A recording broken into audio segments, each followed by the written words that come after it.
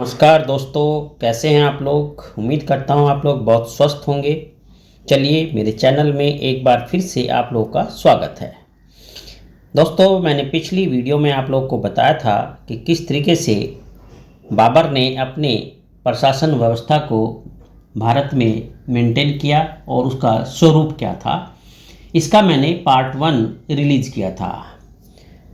आज मैं अपने इस वीडियो में बाबर के प्रशासन की आगे की बातें बताऊंगा, यानी ये बाबर के प्रशासन का पार्ट 2 होगा। तो आप बहुत ध्यान से इसको सुनना और जो इम्पोर्टेंट पॉइंट्स हैं वो ज़रूर आप लोग नोट करना। तो मैंने आप लोग को बताया था कि किस तरीके से जो है वज़ीर और बख्शी काम किया करते थे और बाबर ने भारत के बाहर जो अपने एरिया थे उन पर किस तरीके से भिन्न भिन्न व्यक्तियों को नियुक्त किया था। तो चलिए, अब मैं आगे की बात इसमें आपको बताता हूँ। तो बेसिकली था क्या कि जो बाबर का विशाल साम्राज्य था, ठीक है, ध्यान देना मेरी बात पर।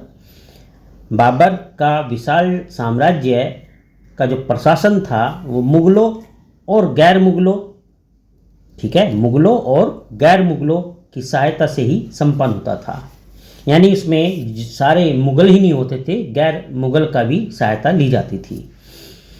तो उसने अपने साम्राज्य के कुछ हिस्से जो है अफ़गानों को वापस कर दिए थे, या कह लीजिए उन्हें जागीरों के रूप में प्रदान कर दिए थे।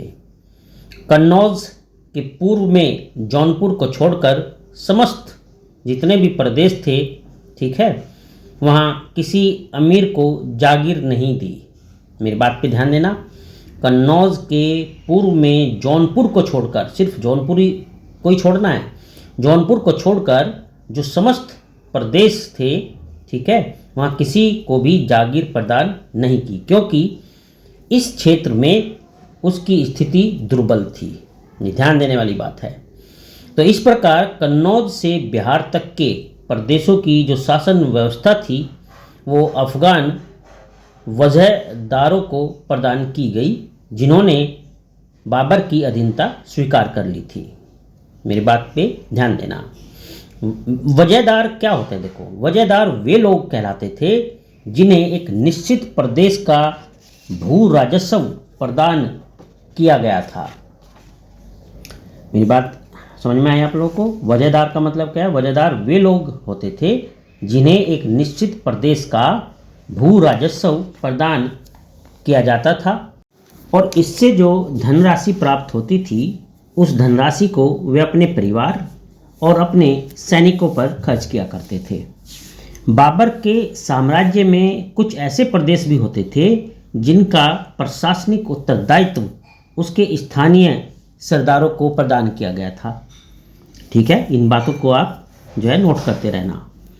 और ये जो सरदार हुआ करते थे जिनको वहाँ का प्रशासनिक उत्तरदायित्व जो है दिया जाता था, जो स्थानीय सरदार थे, वो वहाँ के जमींदारों के सहयोग से प्रशासन कार्य संपन्न किया करते थे।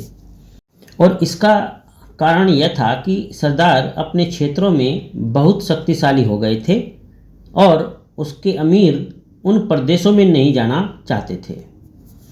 तो इस प्रकार बाबर ने उन प्रदेशों को विजित कर उन्हें वापस दे दिया, परंतु उसने वहाँ भू राजस्व वसूली के लिए अपने सिकदार नियुक्त किए। ठीक है, ये पॉइंट नोट करना आप लोग। बाबर ने कुछ अमीरों को भी परगनों के प्रशासन और उनकी भू राजस्व की वसूली का उत्तरदायी प्रदान किया था। ठीक है, तो इस प्रकार ये जो अमीर होते थे, ठीक है, इन अमीरों के अंतर्गत जो परगना जैसी छोटी प्रशासनिक इकाई होती थी, परंतु जो वज़हदार थे, वज़हदारों की भांति अपने अपने परगनों में सर्वे सर्वा नहीं होते थे। यानी ये जो अमीर थे ये परगना जैसी छोटी प्रशासनिक इकाई इनको जो है सौंपी जाती थी, लेकिन ये वज़हदारों की भांति जो है अपने परगनों में सर्वे सर्वा नहीं होते थे और प्राय इन्हें वज़हदारों से अधिक धनराशि राजस्व आवंटन के रूप में होती थी। तो मेरा अब अगला पॉइंट आप लोग नोट करना, एक हाकिम नाम का अधिकारी भी होता था, और ये जो क्यों होता था इसका मैं आपको बताता हूँ। बेसिकली बाबर ने वज़ीदारों और परगनों के जो अमीर थे इन पर नियंत्रण रखने के उद्देश्य से हाकिम और कुछ अन्य अधिकारी नियुक्त किए थे। तो हाकिम यानी कि क्या करता था कि जो वज़ीदार थे और जो परगना के अमीर थे उन पर नियंत्रण रखने का काम करता था। तो हाकिम का कार्य भू राजस्व की वसूली में, इस पॉइंट को नोट करना आप लोग, हाकिम का कार्य भू राजस्व की वसूली में राजस्व अधिकारियों की सहायता करना होता था। विद्रोहियों का दमन और शांति स्थापित करने का कार्य इसका होता था। अब मेरी अगली बात को बहुत अच्छे से नोट करना आप। बाबर ने उन प्रदेशों में जहाँ पर जो है खालसा भूमि थी या राजस्व की घोषणा की गई थी, तो उन प्रदेशों में शाही सिकदार भी नियुक्त किए थे। साम्राज्य के कुछ ऐसे क्षेत्र थे जिन्हें बाबर ने खालसा घोषित किया था। अब जैसे धौलपुर तथा बहलोलपुर में कुछ परगने खालसा घोषित किए गए थे, लेकिन अन्य स्थानों पर उसने प्रदेश के संपूर्ण भू राजस्व का कुछ भाग खालसा के रूप में निश्चित किया था। अब अगली बात आप ध्यान से सुनना। जो प्रांत थे, प्रांतों में साधारणतः हाकिम, दीवान यानी कि सिकदार नियुक्त किए जाते थे। लाहौर में बाबर ने हाकिम और दीवान नियुक्त किए थे तथा दिल्ली में सिकदार और दीवान की नियुक्ति की गई थी। अब इन सब व्यवस्थाओं के अलावा बाबर ने साम्राज्य के कुछ प्रदेशों पर स्थानीय जमींदारों की सहायता से भी शासन किया, क्योंकि उसे पता था कि यह जमींदार इस देश के प्रशासन की आधारशिला है, और इस प्रकार से उसने उनके प्रति बहुत ही नर्म रवैया रखा, जिससे उनके आंतरिक मामलों में कोई हस्तक्षेप करना उचित नहीं समझा। और शायद यही कारण था कि अनेक जमींदारों ने बिना बल प्रयोग किए ही बाबर की अधीनता स्वीकार कर ली और उसे कर देना भी स्वीकार कर लिया था। अब जैसे कलहूर के राजा ने 1529 ईस्वी में बाबर की सत्ता स्वीकार कर ली थी और एक बड़ी धनराशि प्रदान की थी, जिस पर बाबर ने उसे जमींदारी वापस प्रदान कर दिया था। इसके अतिरिक्त कुछ अन्य जमींदारों ने भी जो बाबर के अभियान थे उसमें बाबर की सहायता की थी। जैसे आदम गख्खर ने खनवा के युद्ध में बाबर की सैनिक सहायता की।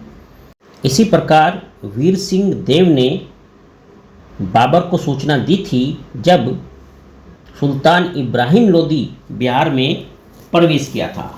यानी सुल्तान इब्राहिम लोदी के बिहार में प्रवेश करने की सूचना किसने दी बाबर को? वीर सिंह देव ने।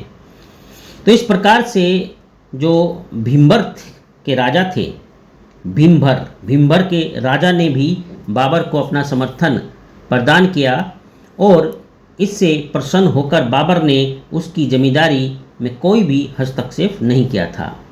तो बाबर ने इन जमींदारों के विरुद्ध तब तक कोई कार्रवाई नहीं की जब तक कि वे उसके प्रति निष्ठावान रहे और उसे पेशकश भेजते रहे।